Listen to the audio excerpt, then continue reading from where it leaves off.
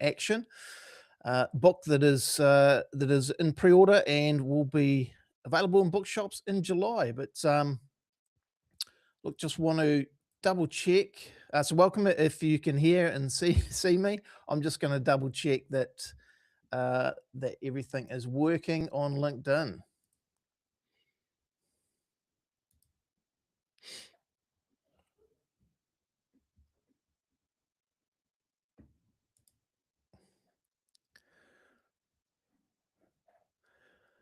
Let me just see.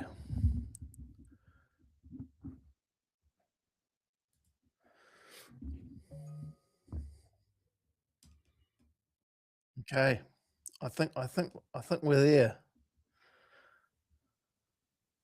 Excellent. So look, today the title for today is the one implementation lever most leaders overlook. And so I don't know about you, but if you've ever had an implementation initiative sort of stall, I certainly have, and I recall sort of well, there's sort of been many over the years, with firstly myself working as a manager, sort of in the printing industry, but also just bear with me. Yeah, but also if as a consultant within innovation projects, sort of working with clients, or doing the work myself, I've certainly sort of learnt the hard way, if you like, around how to sort of implement sort of human-centered change. And one story that I can sort of recall back to, one of the earlier sort of projects I was involved in, sort of working with the Duxbury model, was when we were sort of helping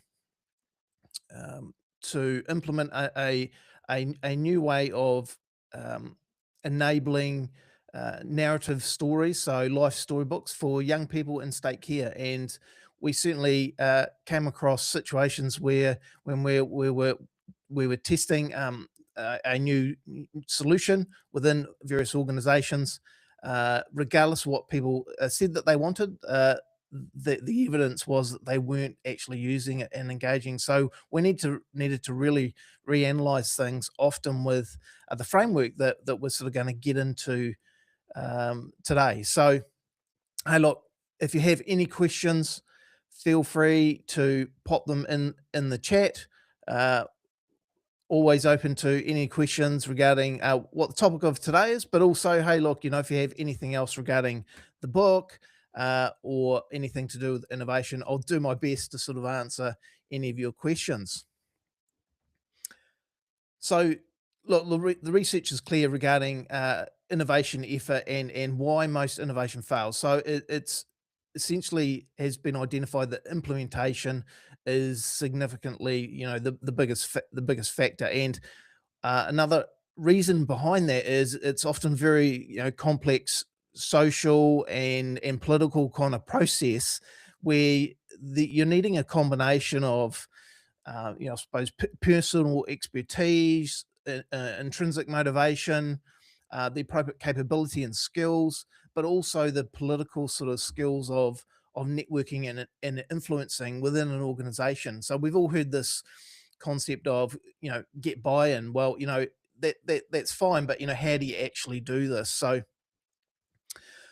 when Christian and I were writing the book and sort of enhancing the process, we very much have this point of view that any innovation, and what we're talking about with innovation is it could be a product, could be a service, could simply be a way of working, is that you're essentially asking people to change their behavior, to make make a different choice or take a different action to what they're used to doing. And so this is why we believe, working this very human-centered way, first and foremost, is a far better approach when we're actually sort of implementing change. It's not just create a roadmap and roll things out. What does that actually mean? Well, I think you need to really get to grips with the context of what's going on, and that means working with the people who are actually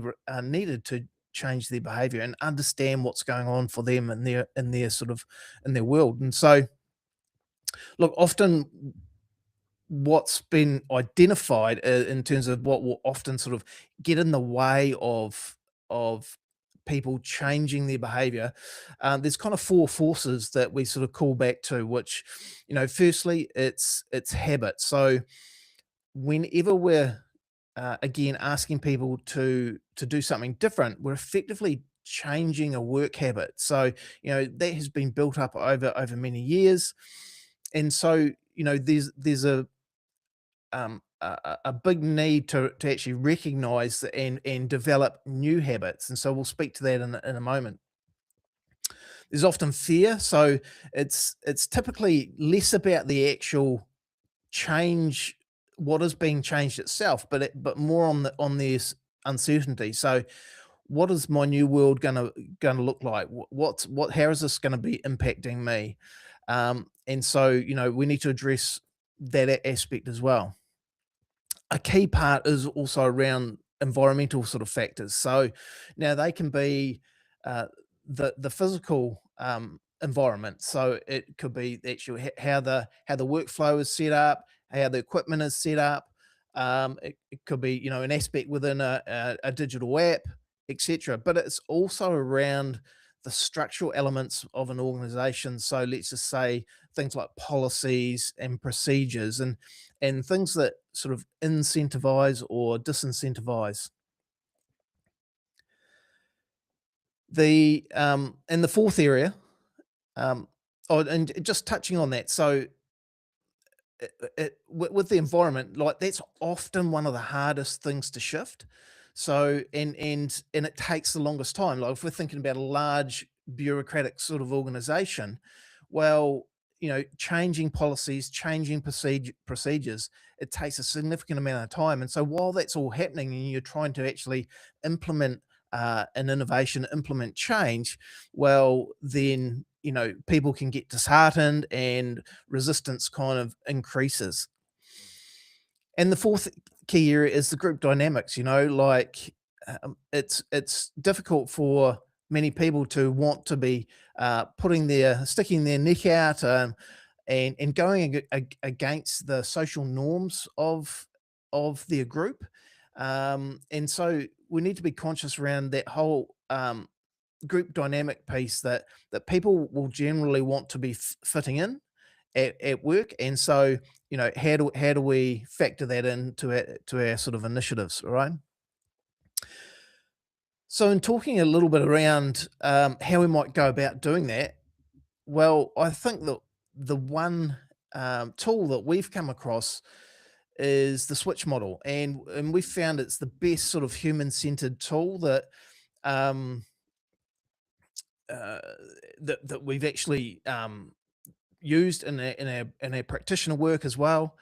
And it's really ideal around environments where there's high uncertainty, emergent change.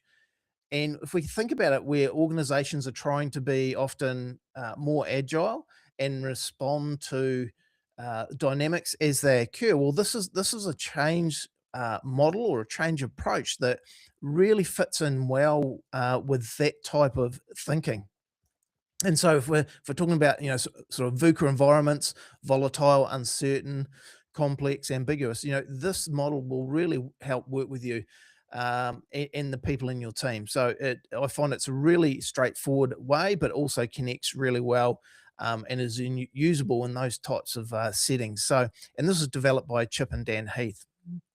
So typically, what happens in sort of when we're diagnosing what is not sort of working is three things. So we misdiagnose. First thing is we see resistance, right? And that people are not sort of taking up or working against. That's what it may appear to be, but often underlying that in the research has been that it's about a lack of clarity more often than not. And so really important to paint a picture of where we're going and why. So if we can nail those two things, very clearly, then that's certainly going to help reduce resistance. Another one is laziness. And look, that's just not often the case. You know, I'm a firm believer most people are coming to work do the best by themselves, by the team they work with, and the organization. And so, but you know, often when we're faced with the pressure of business as usual, needing to deliver certain things, and they've perhaps experienced other sort of initiatives that didn't work in the past, well, they can be emotionally exhausted and particularly, you know, tired sort of at the end of the day, that sort of thing. And so, what we need to try and do is help support them with some emotional energy and tapping in particularly to that intrinsic motivation piece. Okay, and we'll dive in a little bit around these, how we can do that. And the last area is what might look like laziness. Um, Oh, so we've already covered that. The last area is actually whether it's a people problem. Now, you know, this is a fundamental attribution error, classic that, you know, we look at somebody doing something that we would think isn't the right action, the right thing to be doing, but really it's often the situation. So we don't know what's going on behind that for them. And so what we're looking to do is essentially make the environment conducive to do that. And so within this model, there's kind of three moves, and the three moves are the direct the rider. So this is about um, speaking to the rational mind. So being very very clear around what it is that you're looking for people to do. And so within each section, I'll just run over briefly before we get to the main area and the main focus for today. So within direct the rider, there's a concept of following the bright spots. So essentially, often what we do as leaders, we're looking at, well, what the problem is and what's not working, rather than, okay, well, what is working and how can we actually double down on that? How can we do more of that? And then spread that amongst other team members, so that we can lift everyone up. So the second area is scripting the critical moves. So we want to be really clear and just provide a simple list of these are the things that we are trying to do. We don't want a whole raft and draining emotional energy, that type of thing, or confusing people. Whole raft of to dos. It's purely here's our focus, our top three, our top five, really clear on what you're asking people to do. Then point to the destination. So this is, you know, an aspirational piece, but again, not too far out so that it looks unattainable, but a near-term goal of what we can are trying to achieve as a team. Then motivate the elephant.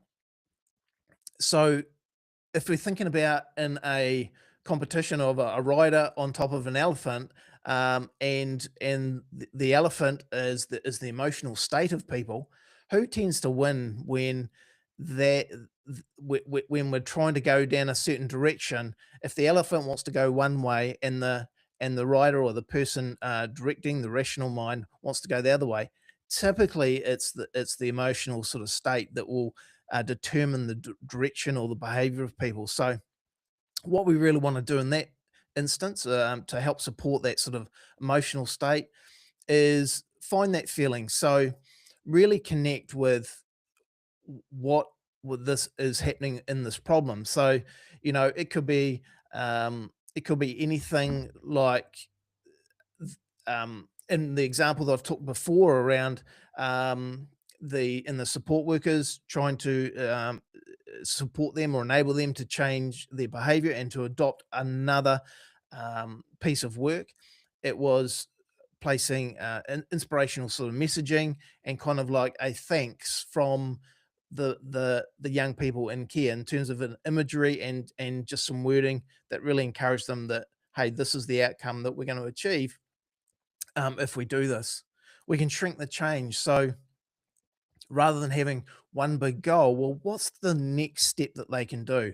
Just a simple step that we're going to do, and, you know, and framing it around um, it could just be, well, let's just have a 2-minute discussion once a week about how we're going to enable this during the coming week.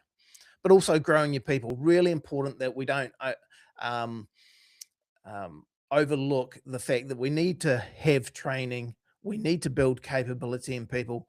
So, but it's also about tapping in and helping support that growth mindset that we can do these things. And the last area that I really want to focus around, because many of the change models out there, such as Cotters and Lewins, yes, they are speaking to aspects, but if we're thinking particularly Cotters or ADCAR, it's largely like a step by step, and I think at times, we can underemphasize the importance of that human-centered nature. So, those models focus more on some of the largest sort of systemic issues, and it's not to say that we shouldn't do that, but I think a great starting point is what I'm talking about by using this model here. And I think the one area that is often overlooked is actually changing the environment or shaping the path, as Chip and Dan Heath say. So that's all about making sure that the environment is actually conducive to enabling that change that you're looking for. Um, so what we look to do, so tweaking the environment. So if we think about, let's just say Amazon, that one of their the best sort of breakthroughs, I think, was the one-click ordering. We can all sort of have our points of view around the user experience of the actual website, but if we think about, that one action sort of reduce the friction, and I think has been responsible for a significant sort of uptake in their orders. Building habits. So rather than tapping into, oh, I need to do this, or in terms of like goal setting, what we can do is like look to change sort of action triggers. So it's essentially saying that when I'm in this situation, I'm going to do this. And so, in the example that I was talking about with enabling the support workers to look to change or adopt this new practice with this new tool that we're looking to help create life storybooks, what we did is we understood their existing processes and how they already were in a situation of updating information, and just made it one next step. So we were piggybacking off the fact that when they are actually recording their shift notes, they would do this one extra step at that particular time. And the last sort of component within Shape the Path is rallying the herd. So look, behavior is contagious. We've all heard this scenario of finding champions, getting quick wins. I think that's all super relevant, and this is what this speaks to. But find people who will want to sort of adopt this and get behind this, and that tends to spread, and that's speaking to that sort of social nature, that group dynamics piece.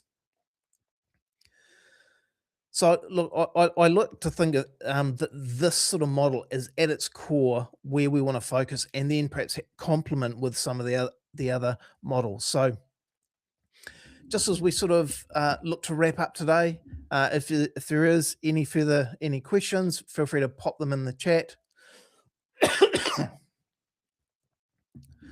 But I'd like to just share a little bit around the case story that I was just mentioning. So in that life storybook, so we really focused around in terms of that, excuse me, shaping the path, is that we look to adjust the environment. So again, on top of the notes that they were looking to add, we asked them to also at their stand-up meetings. Now, these were just already something that they were having when in between shifts. And so again, we could just look for opportunities for a quick capture, a quick sort of exchange of how we're using this new tool, and to support each other to do that. building those habits. So again, it was piggybacking off those notes. And also in discussing this with foster parents, this is definitely something that they would do when they needed to make their daily notes as well. But importantly, it's also modeling behavior. So speaking to this, behavior is contagious. So it in all change, it's often not just a top down. In fact, it's probably bottom up is where we're looking to start. But we need both. We need top down and bottom up. So modeling behavior in the right way of what sort of actions, what sort of attitudes that we're looking to take forward in this change initiative. So look, hopefully there's something in there that you'll be able to apply in your next change initiative. Feel free to, if you're watching this video later, feel free to send me through any questions. But I just want to mention that everything I've been talking about through today is covered in our book, innovationinaction.com, or innovationinactionbook.com. Sorry, you can see it there in the screen. And head along there and you're able to pre-order. Now, when you do pre-order, please bring your receipt, your order number, back to the website and fill in so you can access your bonuses. So register for your bonuses, and the 4 bonuses there for purchasing this book. You'll receive early access to chapters and also to some of the original tools. Now, Christian and I have developed approximately about 15 unique tools in amongst the 30 plus tools that are in this book. Excuse me. And they've been proven over a number of years now. We've also developed and worked with a number of global innovation experts and put together some expert insights short videos. So I call them snack size videos, and they're available as complimentary resources available to all readers of the book. And lastly, we're also doing some live group activation sessions. So this is where we'll be talking through some of the phases of the book and some of the tools. And so essentially we're looking to help get you up and running using the tools and techniques within the Duck Tree model, within the Duck Tree toolkit as fast as possible. And I think just speaking to the tool that we developed for this, which is inspired from the switch model, is called RES factors. And so that stands for the speaking to the rational mind, the emotional state, and also the situation. So really important.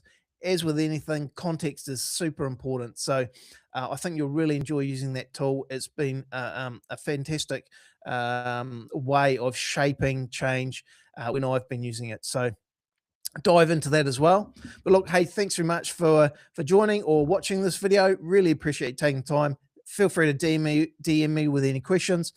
Dive in and pre-order the book and access those resources, and look forward to seeing you next week. So in the meantime, thanks so much and happy innovating.